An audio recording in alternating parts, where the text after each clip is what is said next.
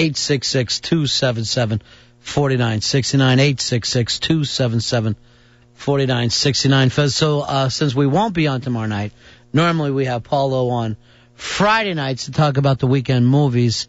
He makes all the movies, as you know. Since we won't be on, let's do it tonight.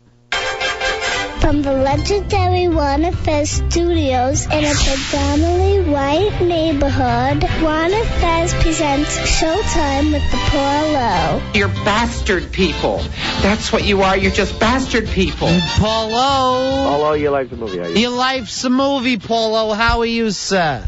Fine, having a good time. Paulo, you like the movie. Hey, you like the movie, too. How are you? Paulo, last weekend they said it was the first, really above average weekend we've had in quite some time. And look at the film that it was for.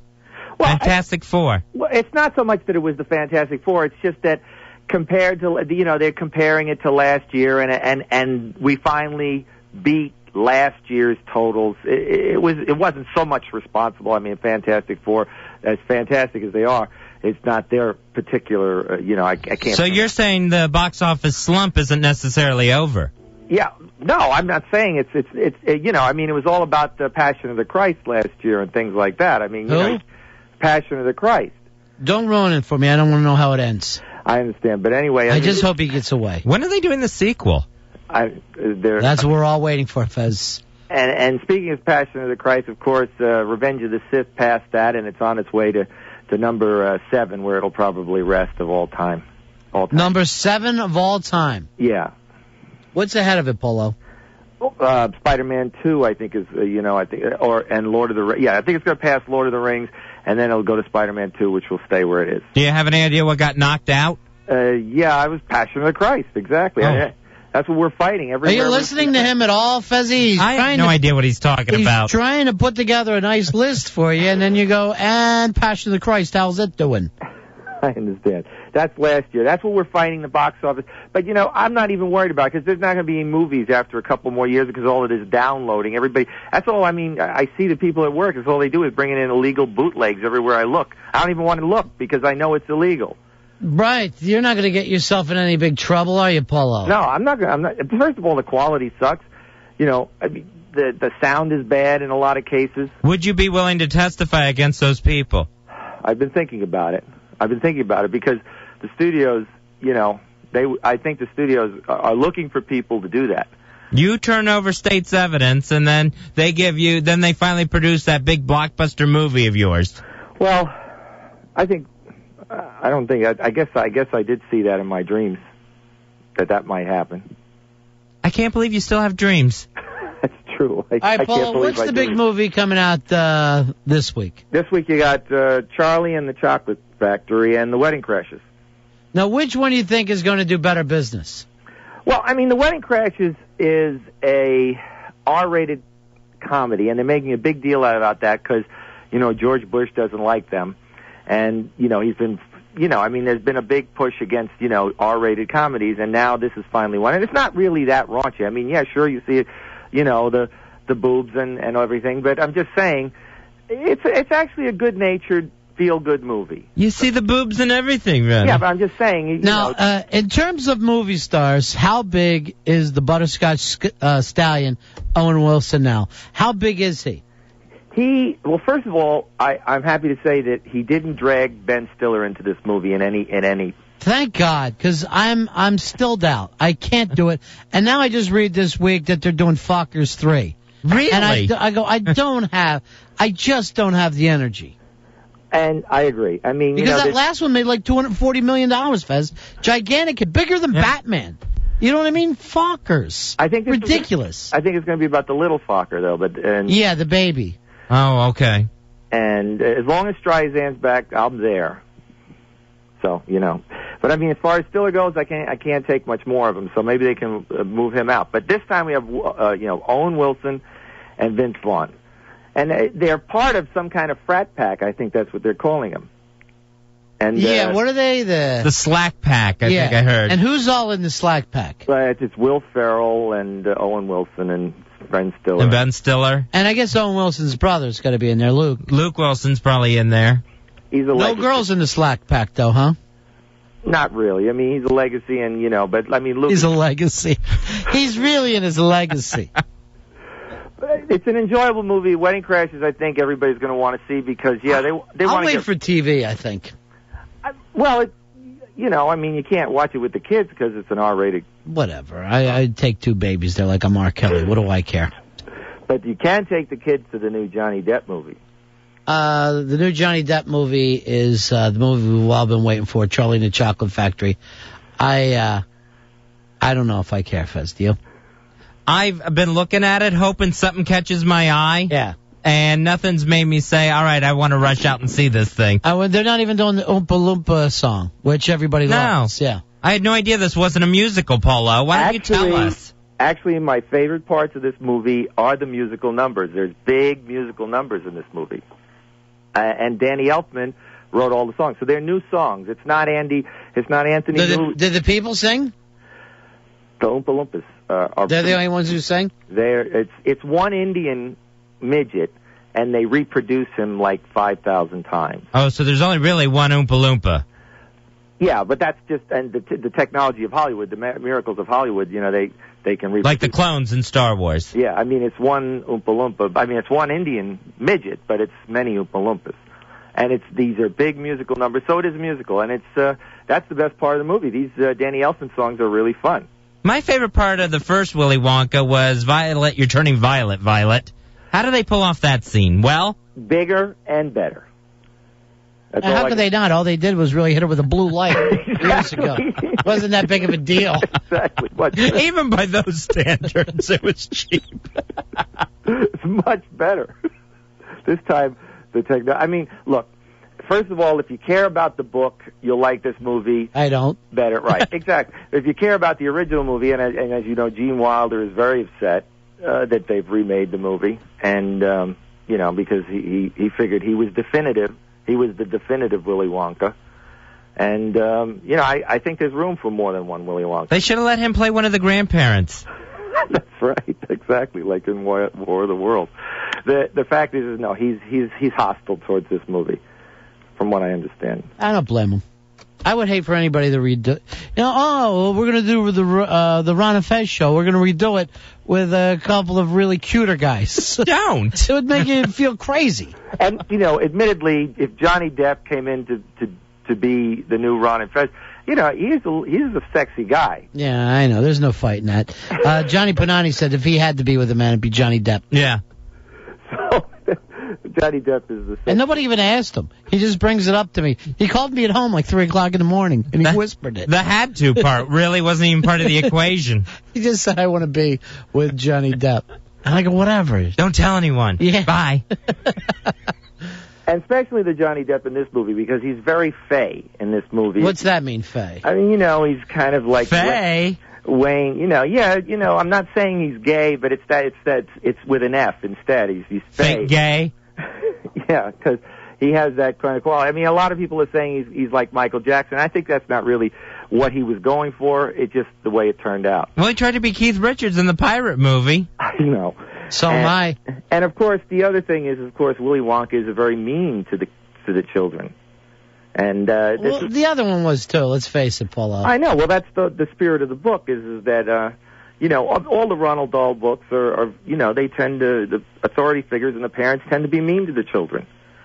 And Willy Wonka, he offers chocolates, but that is a big surprise.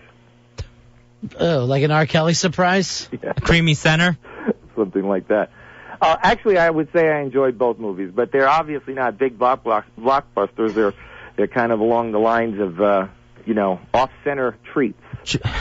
Charlie and the Chocolate Factory, an instant classic, Paulo? Is this something kids will be watching years from now? Well, I can't go back to my childhood. I cannot remember when you were still in the egg. what it would be like to experience this again, because it's a little frightening. What happens to Veruca Salt and all the other. There's only one good child in this film, and the other children. I don't know if I'm putting. I think everybody has seen the film before. Yeah, exactly. I mean, all of the kids. They. This is the one movie he won't ruin the ending of. I'm just saying. Maybe some children will be scared. I'm not sure.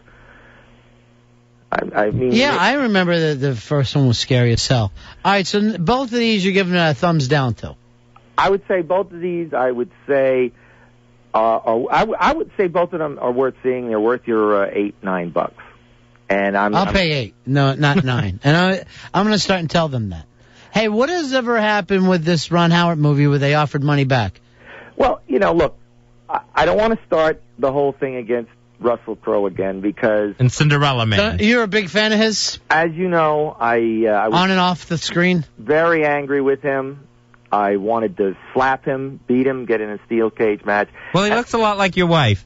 No, I'm not saying... No, but look, the fact is that he's been, obviously having to pay for his stupidity by going on all these talk shows and everybody thinks he's a big idiot now. And I was the one screaming weeks ago saying, what an idiot.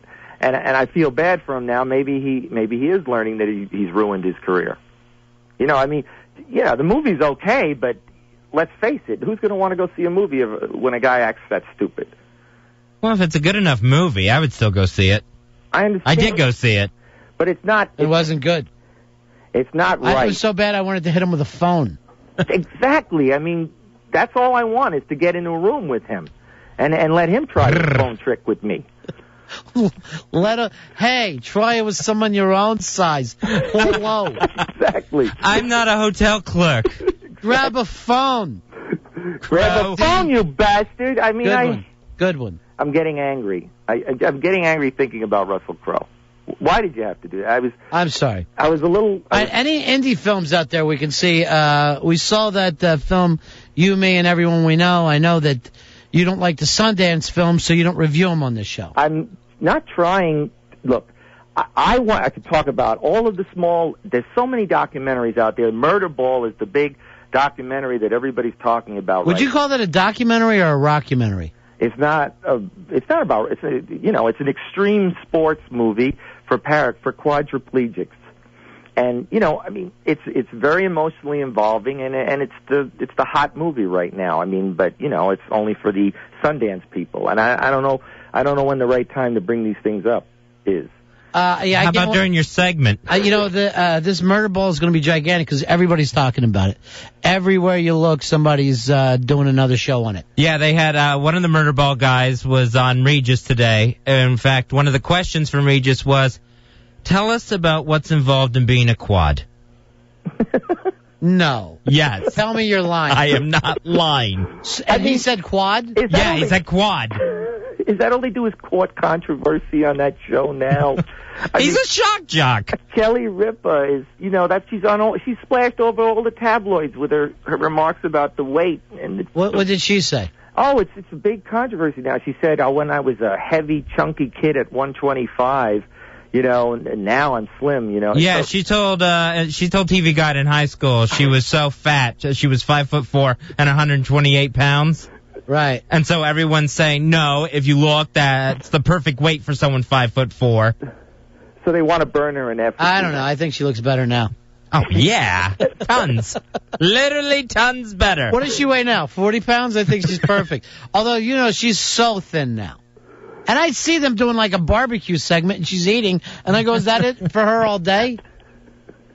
In any case, now they're picking on the quads. And, Murderball is a very emotionally involving...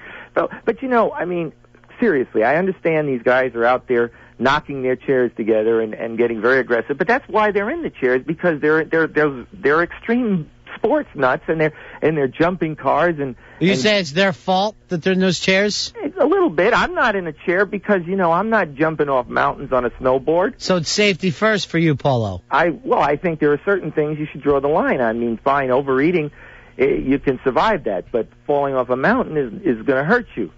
All right, so you would rather see a movie about a guy who sits on the couch and eats too much.